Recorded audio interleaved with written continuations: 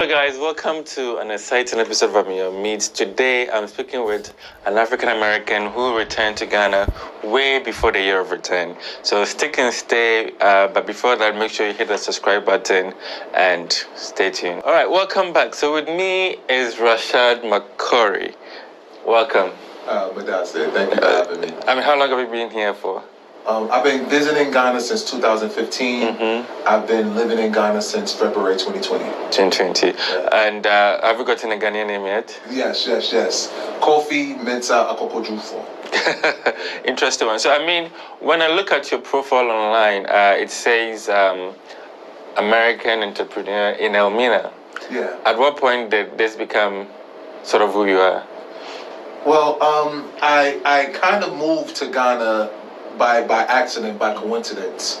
I have a tour company. For those who are out there, I'm Rashad, McCrorey, owner of Africa Cross Culture. We do tours to various countries in Africa. You may have seen me on CNN, ABC World News, World Star Hip Hop. Even in Ghana, I've been on City TV, Joy Online, Adam Online. Now with Diaspora, one of the originators. I always appreciate you because you've been doing this before the YouTube boom and the social media boom, and I always honor people who put the work in. Thank you. So I was in Ghana with 4 American guests for 6 March. I arrived February 27th, and then I did a tour with some Americans from March 3rd to March 9th. And as we were on the tour, we was hearing the news back in America as the coronavirus was spreading more and more and things were getting more dire. And I'm from Harlem, New York City.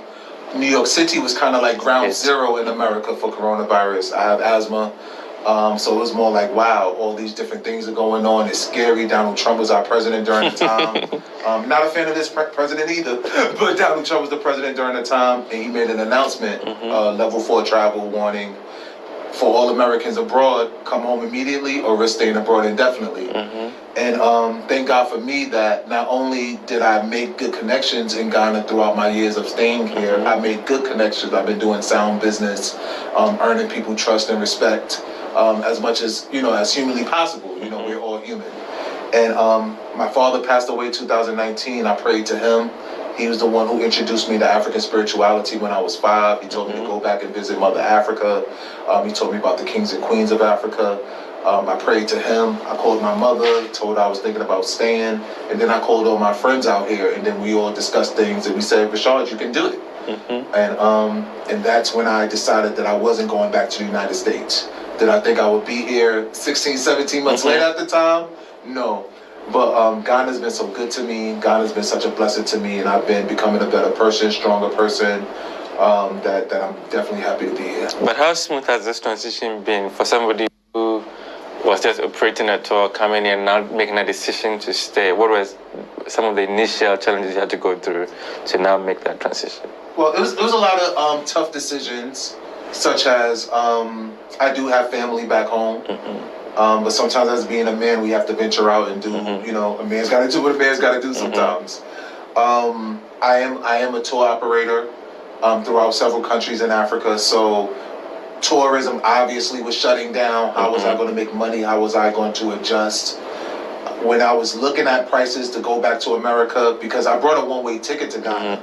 I came from March 3rd to March 9th, but there was things that I wanted to go to, like Accra Fashion Week. I wanted to go to the Quairo Festival. Yeah, Quairo Festival in the Eastern region. It was things that I had planned. So I only brought a one-way ticket because I didn't know when I wanted to come back. And by the time all this was going on, airlines had shut down, and tickets was $4,500 American dollars, $6,000 American dollars to go home. I said, well, my business is put on hold. This is a lot of money, and I don't want to go back home. These are all the things we talked about. So those were the initial challenges. What am I going to do with my clients' money? How are my clients going to react? Surprisingly, and it was a blessing that once my clients and people abroad heard of my situation, nobody harassed me about canceling their trip and money. They was like, oh, we support you. When this coronavirus thing ends, we're going to be coming out to Ghana to visit you and continue with our tours.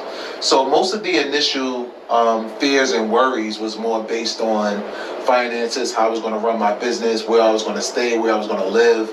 Then I decided to start doing like virtual tours. So I lived in the Bree Gardens for 3 months. I spent a lot of time in Accra. I've been going to Western region, Central region, pushing and promoting Ghana through the United States. One may say that I was arguably the most influential travel influencer from bringing Americans to Africa in 2020. Like I said, I've appeared on CNN, ABC World News, things like World Star Hip Hop, YouTube's like Willie D Live, my hometown newspaper. It was actually a blessing to be put in this situation. I believe I handled it well. Great. And you talked about virtual tours. Yeah. How does that work? I was just going on Instagram Live and doing tours, and people were just sending me money. But like I went to I was in such sacred places by myself. Man, I was in Bati Falls by myself. You know, just me, my driver, and a guy I brought for photography.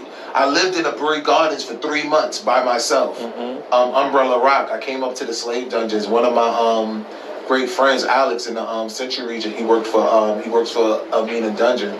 And we call it Elmina Dungeon. We don't call it the castle. The castle is grand. You know, it's the home of the slave dungeon, so we call it dungeon. You know, I got a free tour. When Elmina Dungeon was closed, they let me in to tour. Okay. You know, and I just had so many wonderful experiences. They let me in on Lombardi Beach. You know, I had some friends who work in the souvenir shop, so they lived there, so they invited me in as their guests. So, and then they also let me take videos by the beach. So I just did Instagram lives via the virtual tours, and then, you know, people were just like, hey, listen, y'all don't have Cash App. Cash App and things like that. So, work for you. And for somebody who was organizing tours to parts of Africa, why did you find Ghana comfortable enough to settle here in Europe of the others? Yeah, well, Ghana was my first African country I ever visited. Ghana has always been known as Africa for beginners because of your warm, hospitable nature.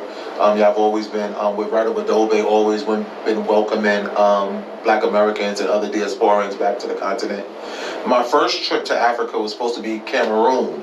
However, that's when the 2014 Ebola outbreak happened in Cameroon.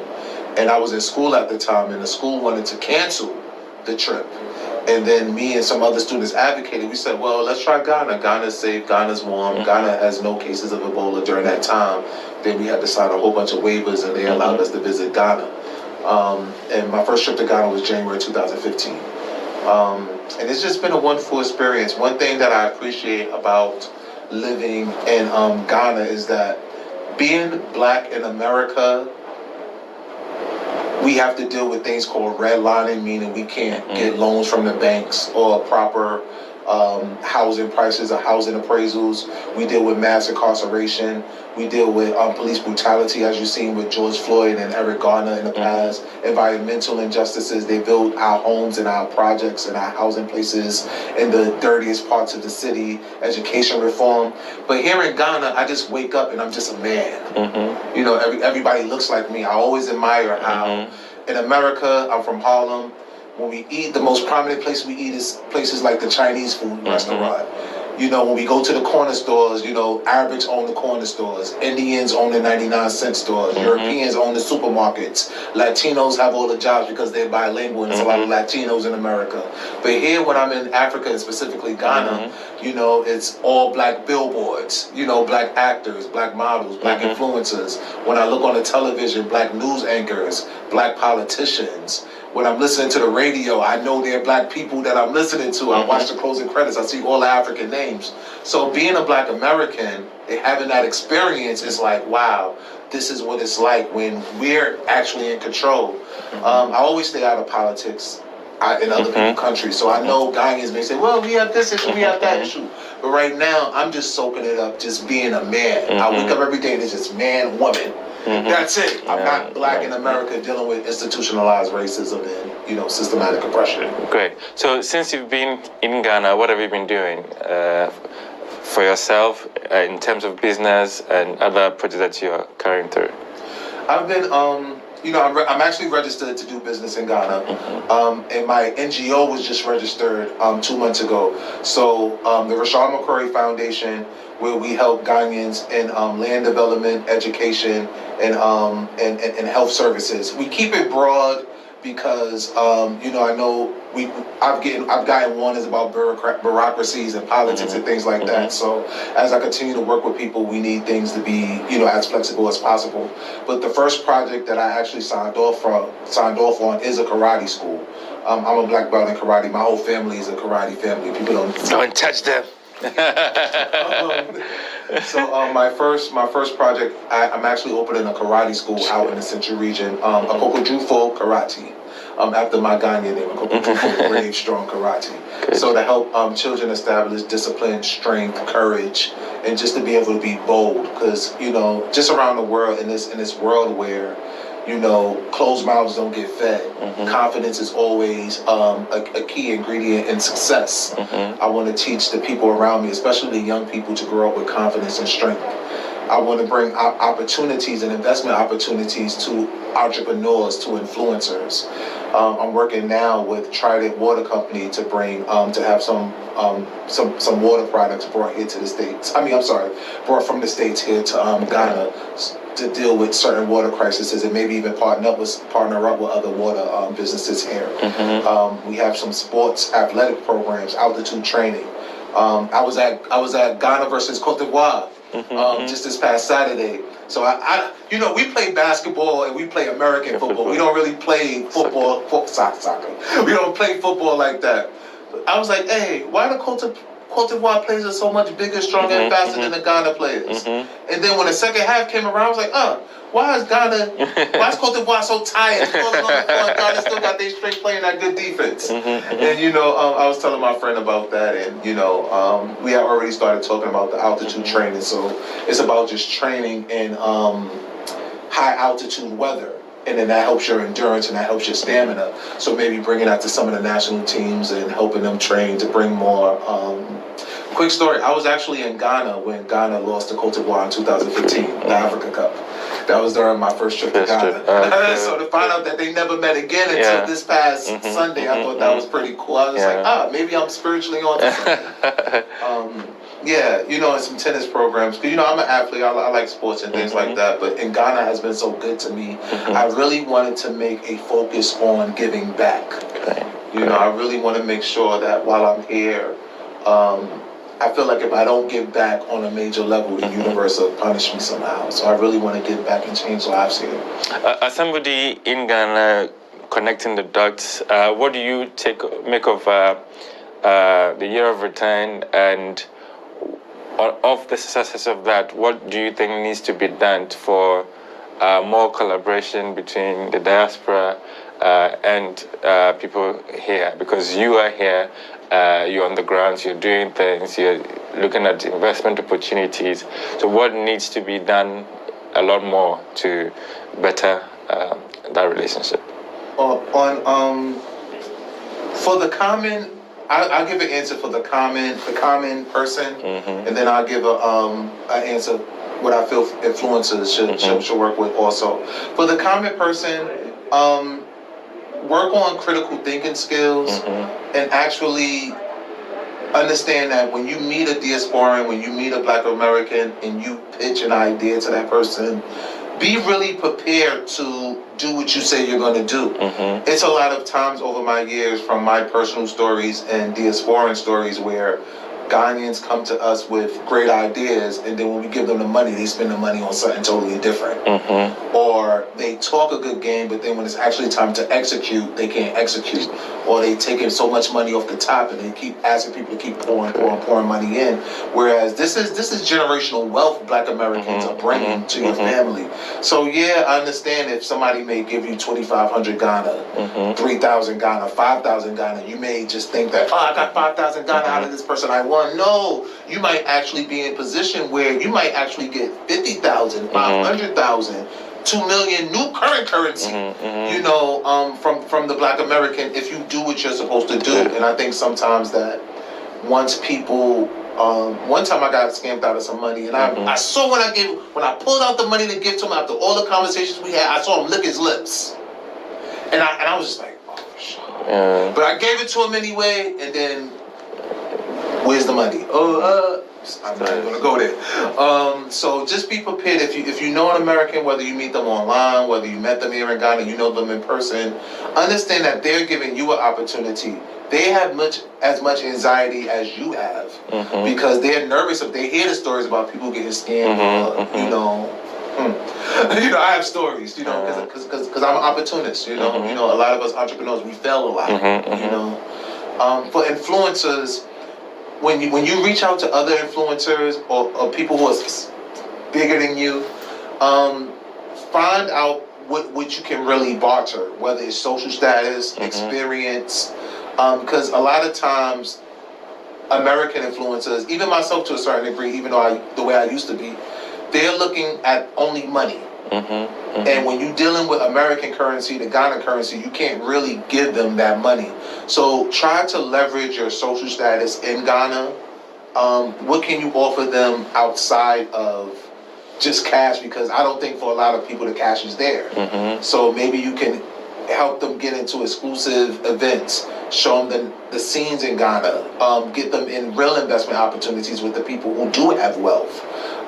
Try to be more creative instead of, from what I'm hearing, just asking for an opportunity, asking for a chance because you're big here. Try to think outside the box. That's why I said critical thinking skills. Try to think outside the box on what can you really offer this American millionaire, multi-millionaire, in order to get them to do this project with you. And why are you viable outside of just followers or clout in a country where when you compare the currencies, it's no comparison.